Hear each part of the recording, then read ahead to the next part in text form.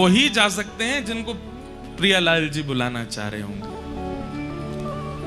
और अब आप सब लोग कितने भाग्यशाली हैं कि उस निवृत्त निकुंज के उत्सव में आपको आमंत्रित किया है। आप लोग बैठे हैं, कथा सुन रहे हैं, ये आपका सौभाग्य है, मेरा सौभाग्य है। पिछले 2 वर्षों से हमको सेवा करने का अवसर मिल रहा है। जिस स्थान पर आप बैठे हैं, यहां पर 16 वर्ष तक लगातार परम पूजनीय श्री बक्सर वाले पूज्य मामा श्री ने कथा की है। इसी स्थान पर श्री नारायण दास भक्तमाली जी महाराज पूज्य मामा जी, जो लोग जानते हैं वो भाग्यशाली हैं, और जो लोग नहीं जानते हैं वो भाग्य को शाली बनाने के लिए जानिए कौन है मामा जी, पूज्य मामा जी। ऐसा कह दूं तो कोई अतिशयोक्ति नहीं। हमारे पूज्य श्री मलुकपीठ वाले महाराज जी कई आचार्य चरणों को अपने गुरु रूप में देखते हैं। उनमें जो विनम्रता है, हमारे मलुकपीठ वाले महाराज जी में जो विनम्रता का दर्शन आप करते हैं, जो सरलता का दर्शन आप करते हैं, वो विनम्रता और सरलता का प्रसाद उन्हें पूज्य मामा जी से प्राप्त हुआ। ऐसे हमारे श्री बक्सर वाले मामा जी, वो यहाँ 16 बार कथा कर चुके हैं। सरस निकुंज के उत्सव में 16 बार उनकी कथा हुई, और भी हुई होंगी। हमारे मलुकपीठ वाले महाराज जी अनेक कथाएं कर चुके, और 2 वर्षों से दास को यह सौभाग्य प्राप्त हो रहा है। आज जिनके विषय में हमारे भैया जी अभी बता रहे थे, आज यहां आचार्य परंपरा के ही हमारे श्री जुगल माधुरी शरण जी का प्राकट्य उत्सव है। उनका आज जन्म दिवस है। तो वैसे तो पूरी परंपरा बहुत विस्तृत है, हम भी बहुत समझते हैं, सुनते हैं, तब जाकर के हमें थोड़े थोड़े भाव पता लगते हैं। पर जो संक्षिप्त भाव मुझे पता है वो मैं आपको बताऊं। श्री बलदेव दास जी महाराज, जिनके सेव्य हैं श्री सरस बिहारी जी, जिनका सरस निकुंज में दर्शन होता है। बहुत ध्यान से सुनिएगा। कौन? श्री बलदेव दास जी महाराज। उन्हीं के सेव्य ठाकुर जी विराजमान हैं सरस निकुंज में। आप श्री 5 वर्ष की आयु में, जैसे ध्रुव और प्रहलाद गृह त्याग करके चले गए, उस आयु में घर छोड़ करके माता पिता को बस प्रणाम करके निकल गए। और श्री द्वारिकाधीश का दर्शन करने के लिए जब गुजरात पहुंचे, तो बाल स्वभाव, सरल स्वभाव, ठाकुर जी पर्दा लगा हुआ था, ठाकुर जी का राजभोग आया था द्वारिकाधीश जी का। तो आजकल तो बैरिकेडिंग लगा दी जाती है, बहुत सिक्योरिटी रखी जाती, कोई आगे ना आवे, अपरस की बड़ी मर्यादा रखी जाती। ध्यान से सुनिएगा। लेकिन प्राचीन काल में एक तो दर्शनार्थी भी कम होते थे और लोग बड़े मर्यादित भी रहते थे, इसलिए मंदिरों में ज्यादा सिक्योरिटी और ये सब नहीं होता था। तो राजभोग हो रहा था, द्वारिकाधीश जी का केवल पर्दा लगा हुआ था। और श्री बलदेव दास जी महाराज आप दर्शन कर रहे थे, छोटे से थे, तो पर्दा लगा, तो इनको लगा पता नहीं पर्दे के पीछे क्या हो रहा है, ये ठाकुर जी पर्दा लगा के क्या कर रहे हैं भीतर। तो छोटे बालक थे, पुजारी इधर उधर हुए, ये भीतर घुस गए, और जैसे ही पर्दा के भीतर जाके देखा तो साक्षात श्री द्वारिकाधीश जी और रुक्मणी जी एक थाल में बैठ करके प्रसाद पा रहे थे। और आप दोनों चकित रह गए, और ये छोटे से सामने खड़े होकर के श्री प्रियालाल जी का दर्शन कर रहे थे। तब रुक्मणी जी और द्वारिकाधीश जी ने कृपा करके, जैसे कोई बालक हम भोजन पा रहे हो तो पास आ जाता है, तो हम अपनी थाली में से कुछ दे देते हैं, तब ठाकुर जी ने अपनी थाल का प्रसाद इनको प्रदान किया अपने हाथ से। ऐसे श्री आचार्य चरण श्री बलदेव दास जी महाराज परंपरा में, आपके पूज्य महाराज जी के श्री परदादा गुरु, बड़े दादा गुरुदेव श्री बलराम दास जी महाराज। फिर आपने ही आज्ञा की श्री सरस माधुरी जी को कि आप गृहस्थ आश्रम प्रारंभ करो। इस परंपरा में अब गृहस्थ आश्रम होना चाहिए। आप कहेंगे महाराज जी क्यों आज्ञा की? अरे जब ठाकुर जी आज्ञा दे सकते हैं श्रीमद वल्लभाचार्य जी को, अभी वल्लभाचार्य जी का चरित्र आएगा तो आप लोग सुनेंगे, स्वयं श्रीनाथ जी आज्ञा करते हैं कि आप गृहस्थाश्रम में जाओ, आपको लाला बन के आऊंगा मैं। और श्रीनाथ जी भी नहीं, श्रीमद वल्लभाचार्य जी को श्री पंढरपुर में श्री विठ्ठल भगवान आज्ञा करते हैं। चंद्रभागा नदी के तट पर श्री वल्लभाचार्य जी, अब वो चरित्र आएगा तो मैं विस्तार से सुनाऊंगा, वहां पर श्री वल्लभाचार्य जी महाराज विराजमान थे और आपकी भावना नहीं थी गृहस्थाश्रम में जाने की, लेकिन साक्षात श्री पंडरीनाथ भगवान प्रकट भये और प्रकट होकर के बोले कि आप गृहस्थाश्रम में जाओ। तो वल्लभाचार्य जी बोले जय जय आपकी आज्ञा है तो करेंगे, लेकिन कुछ विशेष होगा?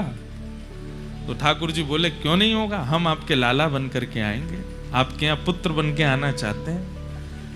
तब श्रीमन वल्लभाचार्य जी महाराज का विवाह हुआ और आपके पुत्र श्री विठ्ठलनाथ जी के रूप में स्वयं श्री पंडरीनाथ भगवान पधारे, जिन्होंने श्रीनाथ जी के श्रृंगार रस, राग रस, भोग रस सेवा को आगे बढ़ाया। तो जब ठाकुर जी आज्ञा कर सकते हैं गृहस्थाश्रम में जाने की, तो सदगुरु आज्ञा क्यों नहीं करेंगे? तो श्री बलदेव दास जी महाराज ने आज्ञा की सरस माधुरी जी को कि आप गृहस्थाश्रम में प्रवेश करो। आपने गृहस्थाश्रम में प्रवेश किया। श्री सरस माधुरी जी के ही कृपा पात्र थे श्री जुगल माधुरी शरण जी महाराज, जिनका आज जन्म दिवस है। सुंदर सुंदर गजलें आप गाते थे बना करके। एक बड़ी सुंदर गजल हमको दिखी तो है, लेकिन वही है कि अभी अभी दिखी है तो इतनी जल्दी बना के कैसे गावे?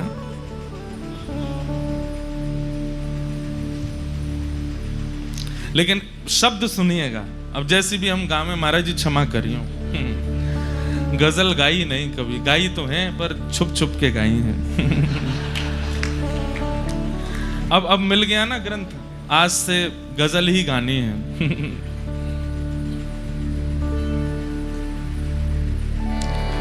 कहाँ जाओगे दिल से अरमान निकल के।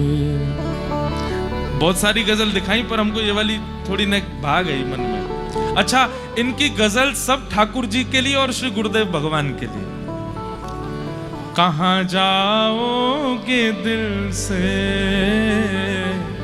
अरमान निकल के, रहो दिल ही दिल में, रहो पर संभल के।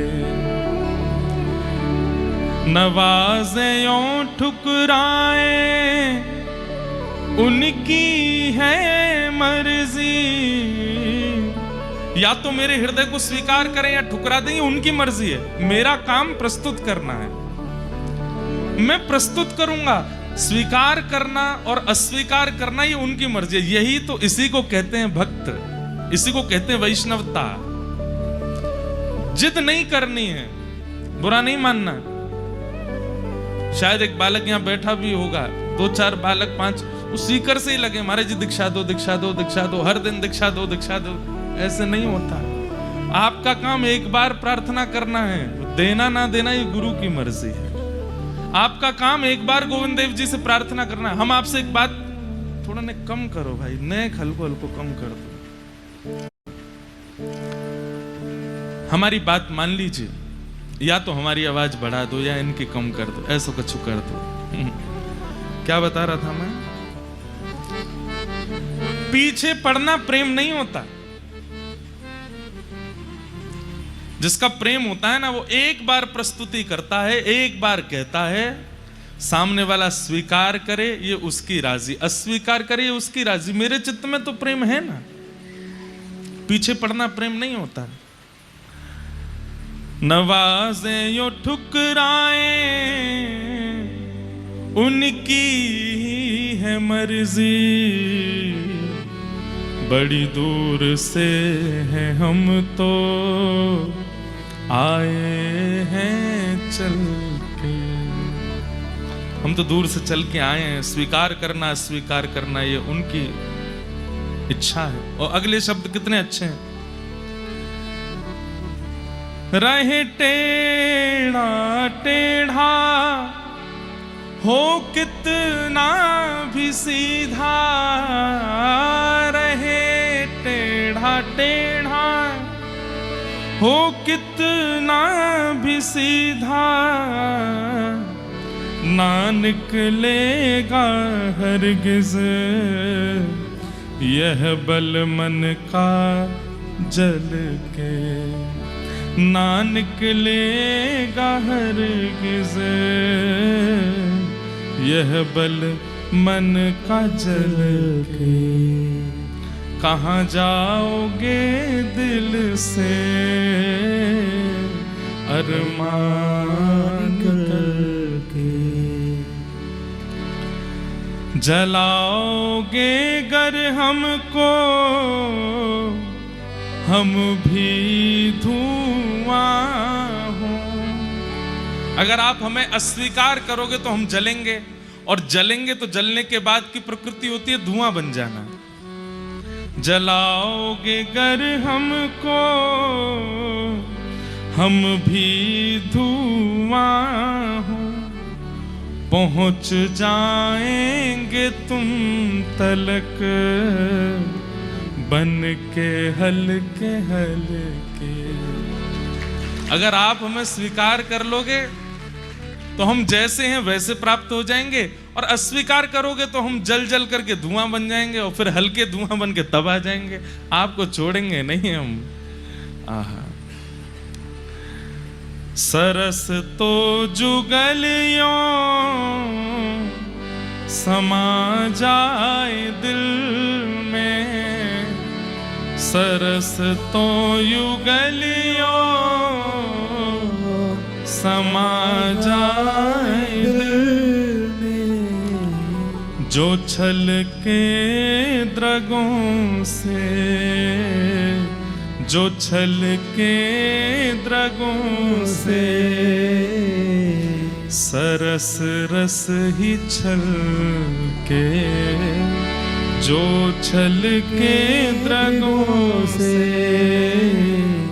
सरस रस ही छल के। सरस तो जुगलियों समा जाए दिल में, मतलब मेरे गुरु मेरे चित्त में ऐसे समा जाएं कि नेत्रों से अश्रु भी निकले ना तो वो भी सरस ही निकले।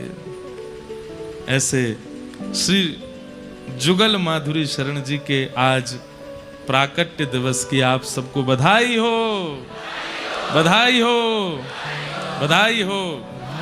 और आश्चर्य की बात सुनो, श्री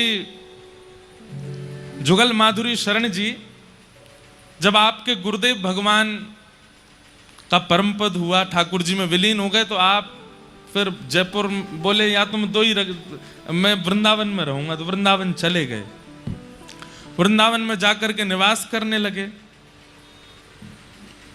कालांतर में जब पूज्य महाराज जी, हमारे पूज्य महाराज जी जिनका आप दर्शन कर रहे हैं, आप जब सरस कुंज के गद्दी पर बैठे तब आपकी आयु 15 वर्ष की थी। 15 वर्ष की आयु में महाराज जी 15 वर्ष के बालक मोह दोनों ना जाने, लेकिन हमारे महाराज जी देखो 15 वर्ष की आयु में सरस निकुंज को संभाले। तो जब आप 15 वर्ष की आयु में विराजमान हुए तब आपने श्री जुगल माधुरी शरण जी को पत्र लिखा, जिनकी गजल हम अभी बोल रहे थे, इनको पत्र लिखा वृंदावन में कि प्रथम उत्सव हो रहा है, आप आचार्य उत्सव में पधारिए। तो जुगल माधुरी शरण जी बोले कि हमने एक प्रण लिया है कि या तो प्राण वृंदावन में त्यागेंगे, या तो प्राण वृंदावन में त्यागेंगे और जयपुर में भी त्यागेंगे, तो बाहर नहीं त्यागेंगे, सरस निकुंज में ही त्यागेंगे। तो हम आ तो जाएंगे लेकिन आप आचार्य उत्सव ऊपर ना करके नीचे ही कीजिएगा। तो आपने पत्र लिख करके कहा हम नीचे ही करेंगे, आप आओ। तो आप श्री वृंदावन से सरस निकुंज पधारे और सरस निकुंज में आचार्य उत्सव रात्रि जागरण चल रहा था।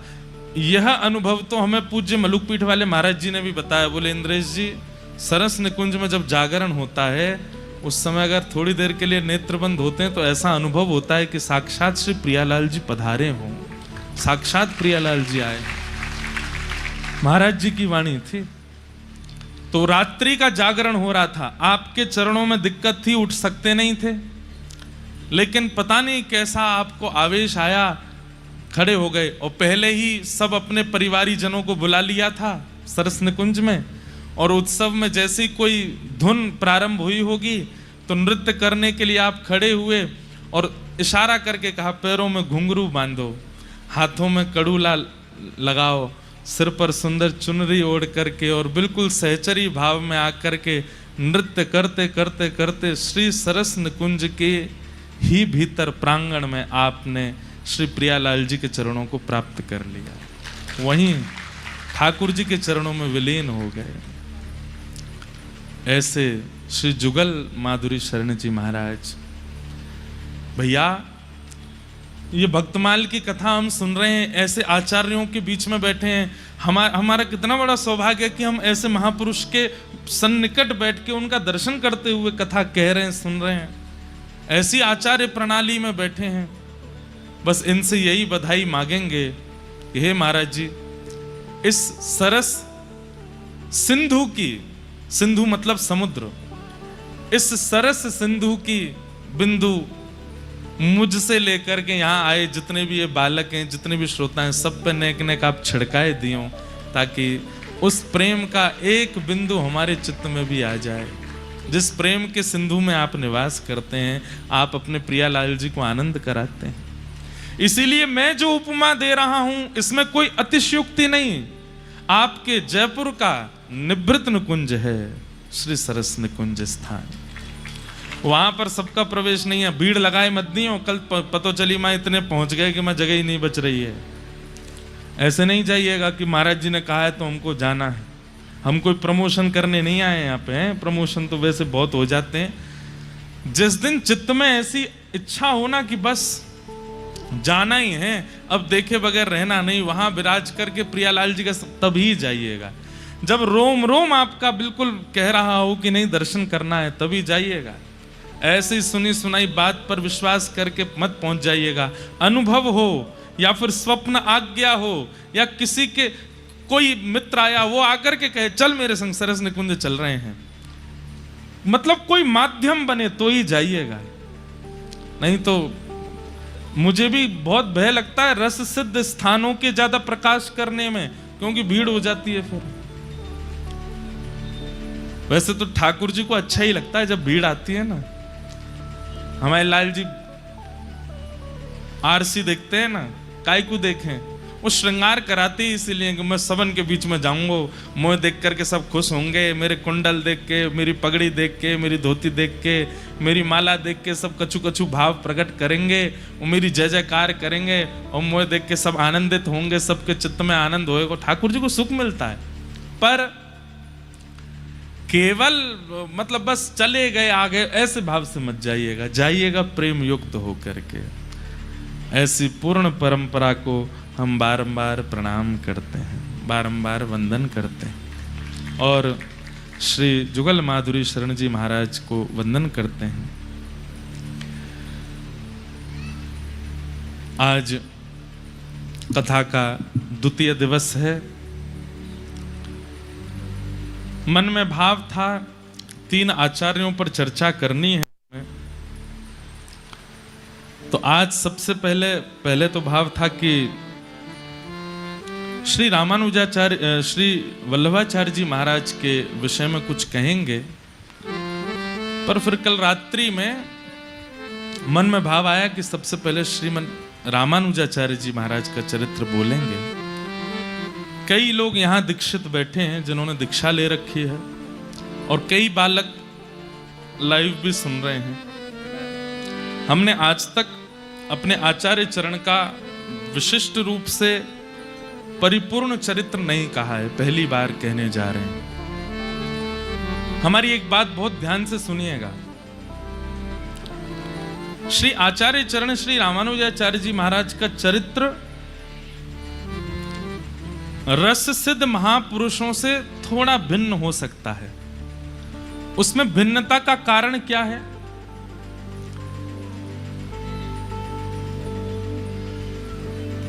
हम लोग एक बात कहते हैं ना कि जैसे संपन्न माता पिता होते हैं अगर आप देखने के लिए जाओगे तो हो सकता है आपके दादाजी या परदादाजी इतने संपन्न नहीं रहे होंगे, उन्होंने मेहनत करके संपन्नता प्रदान करवाई।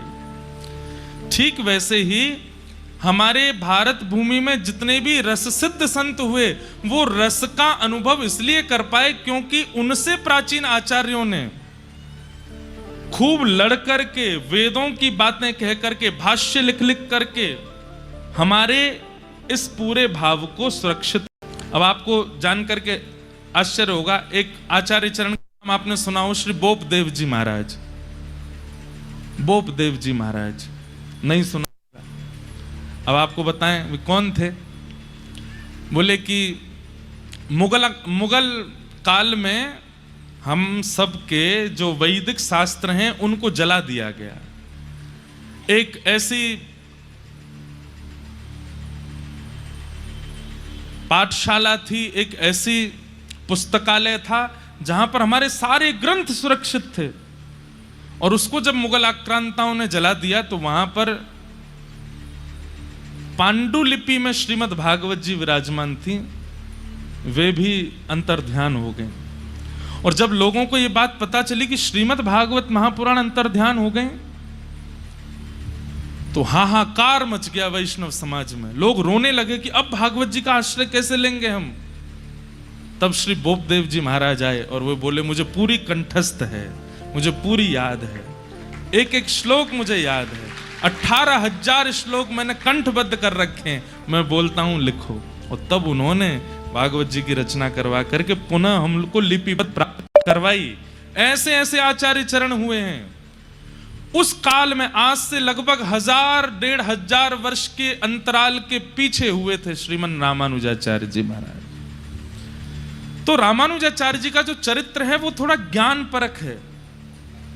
वहां पर थोड़ा वेदवाणी, शास्त्रवाणी थोड़ी ज्यादा है, लेकिन आपको ये श्रवण करनी चाहिए और श्रवण करनी ही पड़ेंगे। भैया यहाँ अगर जगह नहीं मिल रही हो ना तो वहां पीछे भी एक है जगह, वहां पे बैठ जाइए। अगर इधर कोई आ रहे हो, जगह नहीं मिले तो वहां इधर भी जगह है, इधर भी एक गली है उसमें भी जगह है, वहां बैठ जाना है। खोर सांकरी ये तो राजभूमि है गई, वो निकुंज गली है भीतर, वहां पे भी जगह है। कछ गोपी वहां बैठ जाओ ठाकुर जी राज करते करते महू आ जाएंगे। गली में ही फंसे, यहाँ ते तो भाग जाएंगे, गली ते तो भगू नहीं पाएंगे, तो गली में बैठ जाओ। कई लोग सोच रहे होंगे हमको सन्मुख बैठना है, तो गली में क्या बैठे, टीवी पे क्या देखें। ये तो बड़ा रासमंडल है, यहाँ से तो ठाकुर जी इधर उधर भाग भी सकते हैं, गली ते तो फंस जाएंगे, वहां ते कहां भागेंगे गली में बैठो। तो वहां बैठ के कथा सुनोगे तो कथा फंस जाएगी भीतर, निकलेगी नहीं। एक तो हमारे श्री लोकेश भैया से कल हमने कही, एक कॉपी दो हमको कुछ लिखना है। ऐसी कॉपी लाके दी, उस पर बाहर लिखा तू बाहर मिल। अब लिखते लिखते जैसे ही ये कॉपी बंद होती है, मैं लिखी जय हो आचार्य चरणों की वाणी लिख रही है, इसमें हम लिख रहे हैं जगह जगह ग्रंथों से भाव निकाल करके, और जैसे ही कॉपी बंद करता हूं तू बाहर मिल। भैसा लग जाता है कि कहीं आचार्य चरणी तो नहीं करे, तू बाहर मिल। लेकिन इसमें एक दूसरा भाव भी है। भीतर तो आचार्य चरणों के चरित्र विराजमान हैं, और आचार्य चरणों के, भक्त चरणों के जब चरित्र सुनते हैं, लिखते हैं, तो निवृत्त निकुंज में प्रवेश हो जाता है। और जैसे ही चरित्र बंद करते हैं तो ये शब्द पढ़ के लगता है कलयुग ललकार रहा है। बोले जब तक निकुंज में सुरक्षित है, नहीं तो तू बाहर मिल, तब मैं दिखाऊं। तो अभी तो तू निकुंज में है, अभी तो तू आचार्य शरणागति में है, अभी मैं तेरा कछु ना बिगाड़ सकूं, लेकिन तू बाहर मिल। तो ये भी एक बढ़िया किताब लाए, तू बाहर मिल। ले एक अंदर एक और चीज लिखी है, guns don't kill people, I kill people. अद्भुत किताब लेकर के आए हमारे लोग। तो पीछे न्योर कर रखी है, जय हो। तो इसलिए बहुत सावधानी से श्रवण कीजिएगा। और यहां जिन आचार्यों पर हम चर्चा करने वाले हैं, तीनों ही विषय बहुत सेंसिटिव हैं। श्रीमन रामानुजाचार्य जी महाराज, श्रीमन चैतन्य महाप्रभु और श्रीमन वल्लभाचार्य जी महाराज, तीनों ही सेंसिटिव हैं, आपके लिए भी मेरे लिए भी। आपके लिए क्यों? यदि एक सूत्र भी आपसे छूटा तो आप पूरे विषय में खो जाओगे। और मेरे लिए सेंसिटिव क्योंकि अगर एक शब्द भी इधर उधर बोला तो संप्रदाय वाले मुझे नहीं छोड़ेंगे।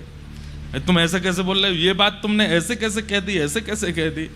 तो थोड़ा पिछले 10-15 वर्षों में जब से सोशल मीडिया एक्टिविटी शुरू हुई है, संप्रदायों में थोड़े लड़ाई झगड़े शुरू से भी बहुत ज्यादा हो गए। हम लेकिन इन सब मतों को इसलिए नहीं कह रहे हैं कि हमें किसी संप्रदाय को बड़ा छोटा या विशिष्ट बताना है। हमें केवल आचार्य चरण की रहनी सुननी है, आचार्य चरण की कथनी सुननी है, और उनमें से जो हमारे जीवन में आ सके उसको करना है। इसलिए जो रामानुजी वैष्णव बैठे हैं उनसे भी मेरी प्रार्थना कि जब चैतन्य महाप्रभु का चरित्र है तो उनसे भी सीखिएगा, जब श्रीमद वल्लभाचार्य जी का चरित्र है तो उनसे भी सीखिएगा, जब सरस माधुरी जी की चर्चा हो तो उनसे भी सीखिए, हरिराम व्यास जी की चर्चा हो तो उनसे भी। ये मत सोचिएगा कि ये तो अन्य संप्रदाय के, इनकी बात हम कैसे माने। हाँ, कुछ नियम ऐसे हैं, उन नियमों में अपने संप्रदाय के भाव, अपने गुरु की आज्ञा माननी है, पर रहनी करनी, और सबसे बड़ी बात ठाकुर जी को प्रसन्न करने के व्यवहार, ये आप सब संप्रदायों से ले सकते हो। समझ में आ गई बात? तो ऐसे ही श्री रामानुज संप्रदाय, जिस संप्रदाय में हमारी दीक्षा है, जिस संप्रदाय में कई सारे बालक यहां बैठे हैं जिनकी दीक्षा हुई है और जो लेना चाहते हैं,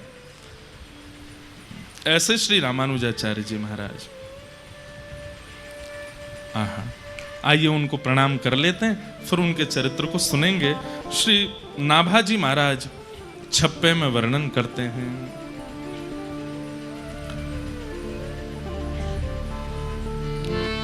संप्रदाय शिरोमणि, संप्रदाय शिरोमणि, संप्रदाय शिरोमणि, संप्रदाय शिरो। दूसरा छप्पे खुल गए हो, अब खुलो रामानुजाचार्य जी को।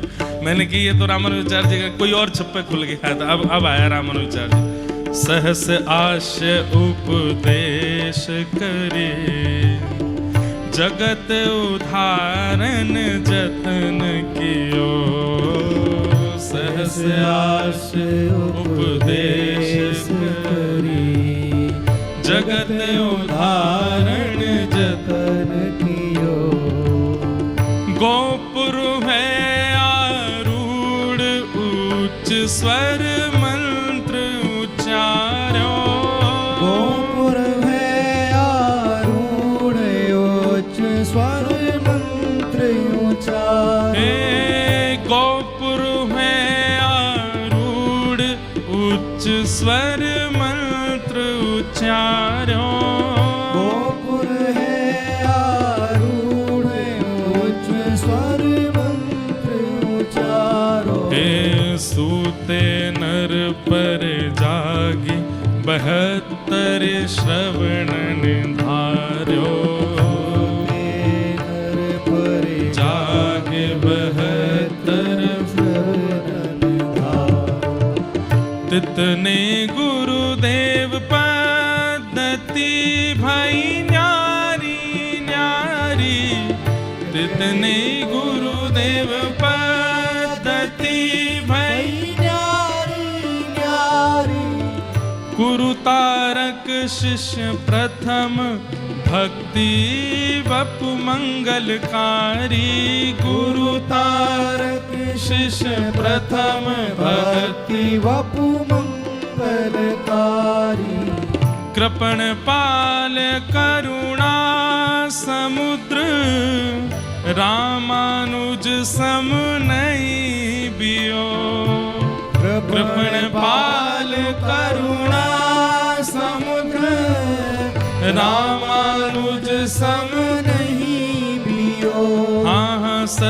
सहस आस उपदेश करी जगत उदाहरण जतन कियो सहस आस उपदेश करी जगत उदाहरण जतन कियो हे सहस आस उपदेश करी जगत उदाहरण जतन कियो सहस आस उपदेश करी जगत उदाहरण जतन कियो हे गोपुर है आरूढ़ उच्च स्वर मंत्र उच्चारो गोपुर में आरूढ़ उच्च स्वर मंत्र उच्चारो गोपुर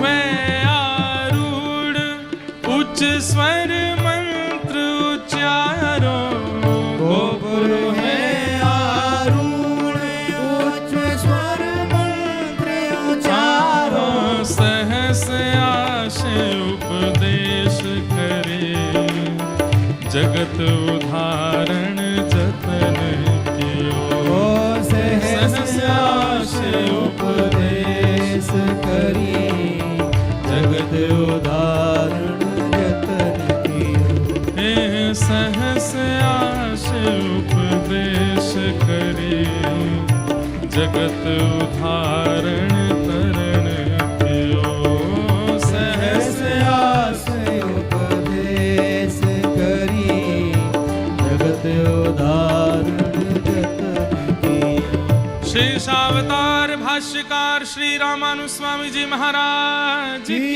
जय सहस आश उपदेश करी जगत उदाहरण जतन कियो गोपुर हुए आरूढ़ उच्च स्वर मंत्र उचारो सूते नर परे जाग 72 श्रवणन धारो तितने गुरुदेव पद्यति भई न्यारी न्यारी गुरु तारक शिष्य प्रथम भगति बपु मंगलकारी कृपण पाल करुणा समुद्र रामानुज सम नहीं बियो सहस आश उपदेश करी जगत उदाहरण जतन कियो। सबसे पहली बात कि भक्तमाल की कथा है, इसलिए एक एक भाव बहुत विस्तृत रूप से आचार्य चरणों का प्रस्तुत हो ये जरूरी नहीं है।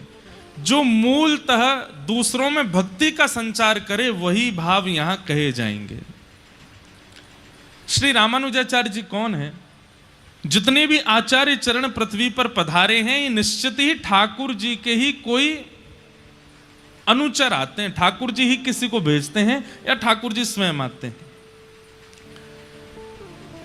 ऐसे ही श्री रामानुजाचार्य जी कौन है? ये शेषावतार हैं, भगवान के शेषनाग। ठाकुर जी पौड़े हैं शेषनाग के ऊपर और तभी ठाकुर जी को हम जीवात्माओं की स्थिति पर बड़ी चिंता हुई तो सबसे समीप रहने वाले श्री शेषनाग भगवान बोले कि भगवान आप बड़े चिंतित लग रहे हैं, क्या बात है? तो ठाकुर जी कहते हैं कि हमको जीवात्मा पर बड़ी दया आती है कि इनका उद्धार कैसे होगा, इनका कल्याण कैसे होगा। तब शेषनाग भगवान बोले आपको हमारा बड़ा सामीप्य प्राप्त है तो निश्चित ही आपकी क्रिया हमसे मिलती जुलती होगी और हमसे विशिष्ट भी हो सकती है, तो कृपा कर आप पृथ्वी पर जाइए और जीव कल्याण कीजिए।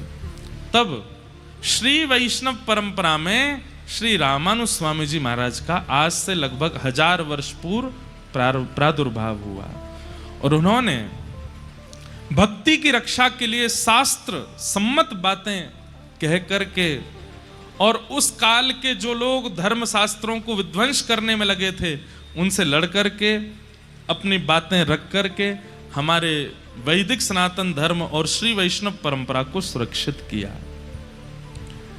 लेकिन हम आचार्य चरणों के संपूर्ण चरित्र से पूर्व इस परंपरा के प्रथम आचार्य के भाव से प्रारंभ करेंगे। बहुत ध्यान से सुनिएगा, हम जगह जगह से भाव ढूंढ ढूंढ के लाए हैं, आप सबके बीच में कह सकें, बता सकें। बहुत सावधानी रखिएगा। भगवान के एक नित्य पार्षद हैं और उन पार्षद का नाम है श्री विश्वक्सेन जी महाराज, जो ठाकुर जी के नित्य पार्षद भी हैं और ठाकुर जी जैसे ही हैं। श्री विश्वक्सेन जी, विश्वक्सेन जी महाराज पृथ्वी पर सटकोप स्वामी जी के रूप में प्रकट हुए, जो कि श्री वैष्णव परंपरा के प्रथम आचार्य हैं, श्री सटकोप स्वामी जी महाराज। दूसरे भगवान के जो गरुण जी हैं, श्री गरुण जी महाराज मधुर कवि जी के रूप में पृथ्वी पर प्रकट हुए। ये दो नाम याद रखिएगा, एक सटकोप स्वामी जी और दूसरे श्री मधुर कवि जी। तो भगवान के जो गरुण जी हैं वे मधुर कवि जी के रूप में प्रकट हुए और श्री विश्वक्सेन जी महाराज वो सटकोप जी के रूप में प्रकट हुए। सटकोप जी के प्रादुर्भाव का चरित्र बहुत सुंदर है।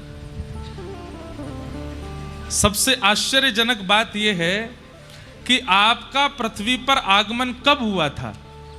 जब ठाकुर जी को यहां से लीला प्रस्थान किए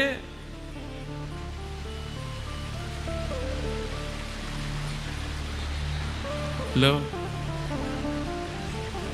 ठाकुर जी प्रसन्न हो रहे हैं कि हमारे प्रियजनों के चरित्र गाए जा रहे हैं। बहुत ध्यान से सुनिएगा, बहुत सावधानी से सुनिएगा।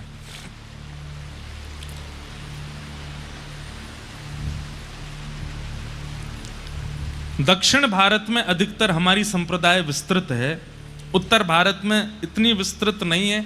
उसके पीछे भी कारण है कि हमारे श्री वैष्णव संप्रदाय के अधिकतर ग्रंथ या तो तमिल भाषा में हैं या फिर प्योर संस्कृत में हैं।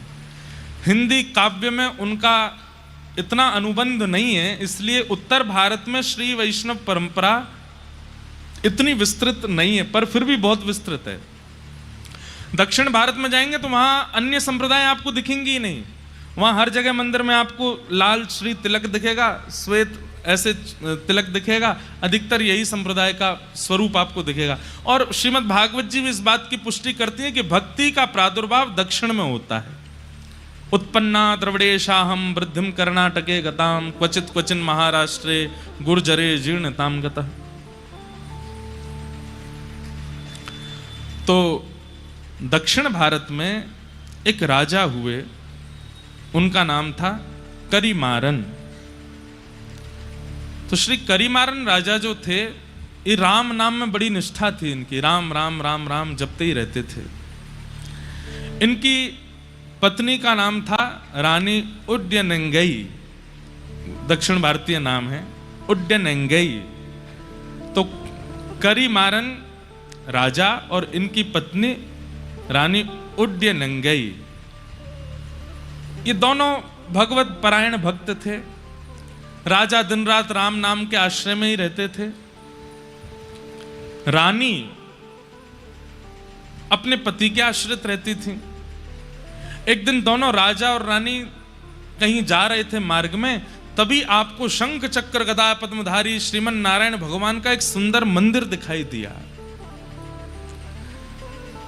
बहुत सावधानी से सुनिएगा। बड़े हमने कहा ना, भागवत जी में इधर उधर देख लो तो कोई बात नहीं है, पर भक्तमाल जी का तो एक एक शब्द सुनिए, नहीं तो आपके चित्त से भाव जा सकता है। तो एक बार आप दोनों जा रहे थे, तभी आपने देखा कि एक मंदिर में सुंदर श्री विग्रह ठाकुर जी का विराजमान है। और उस विग्रह को देख करके रानी वहीं रुक गई। राजा तो दंडवत करने लगे, प्रणाम करने, पर रानी के नेत्र खुले रह गए ठाकुर जी का रूप लावण्य देख करके। रूप देख करके, स्वरूप देख करके रानी नेत्र झपकना भूल गई। राजा ने कहा, देवी क्या हुआ? रूप देखिए कितने सुंदर हैं ठाकुर जी। बोले कुछ मांग लो ठाकुर जी से। तो रानी ने क्या कहा? पुत्र देहु निज सरस ललाम, कि हे नाथ, आप तो परमात्मा हैं, हम आपको तो गोद में लेके घूम नहीं सकते, पर कृपा कीजिए कि आप जैसा ही पुत्र मुझे प्राप्त हो। आप जैसे रूप हैं, आपके जैसी भुजाएं हैं, आपका जैसा स्वरूप है, ऐसा ही पुत्र मेरे जीवन में आ जाए जिसको मैं गोद में खिला सकूं। ठाकुर जी से पुत्र की याचना इतने भाव से की थी कि रात्रि के समय जब राजा रानी दोनों सोने के लिए गए तो रानी के स्वप्न में ठाकुर जी प्रकट हो गए और प्रकट होकर के कहा कि आज आपने इतनी भावना से, आपके शब्दों में इतनी याचना थी, इतनी करुणा थी कि मैं देने से स्वयं को रोक नहीं पा रहा हूं, इसलिए मैं अपने नित्य पार्षद जो बिल्कुल मेरे जैसे ही हैं श्री विश्वक्सेन जी महाराज को आपके गर्भ में भेज रहा हूं। वे आपके गर्भ में आएंगे और आप उनको स्वीकार कीजिएगा।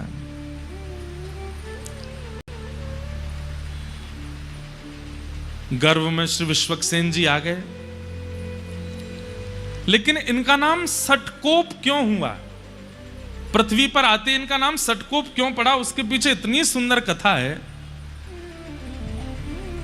श्रीमद् भागवत जी में एक वेद स्तुति आती है और वहां वेद स्तुति में बताया जाता है कि जब हम लोग अपने मां के गर्भ में होते हैं तो ठाकुर जी से नित्य प्रार्थना करते हैं कि हे ठाकुर जी, एक बार इस गर्भ से मुझे बाहर कर दीजिए, मैं आपको वचन देता हूं मैं जीवन में इस गर्भ में ना आना पड़े ऐसी कोई क्रिया नहीं करूंगा। लेकिन जैसे ही बालक का जन्म होता है तो गोस्वामी जी कहते हैं कि पृथ्वी पर आते ही माया उसको पकड़ लेती है, माया उसको खींच लेती है। सब लोग इधर ही देखना, सुनना।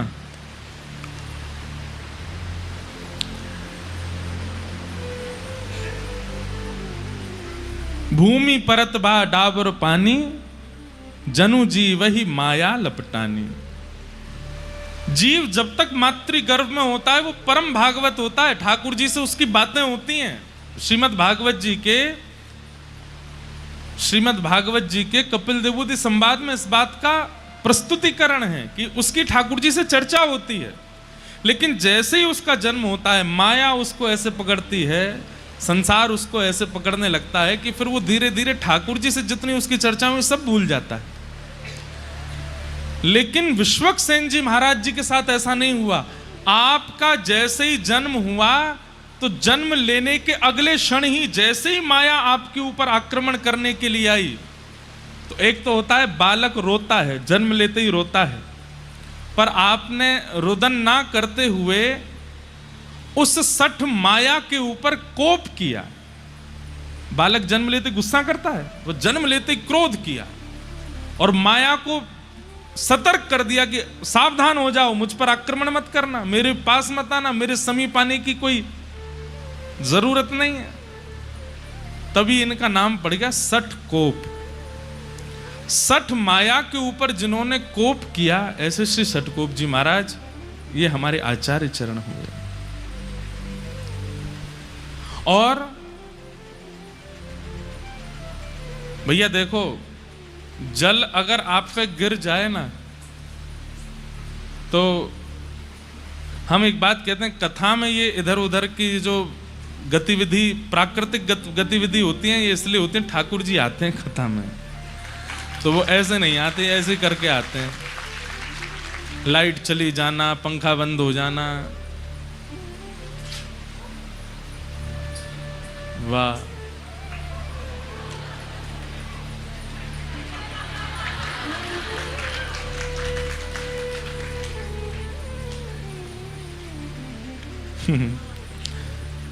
आप लोग भी कहेंगे कितना बचाओगे ठाकुर जी को। बाबा इतकू आए जाओ।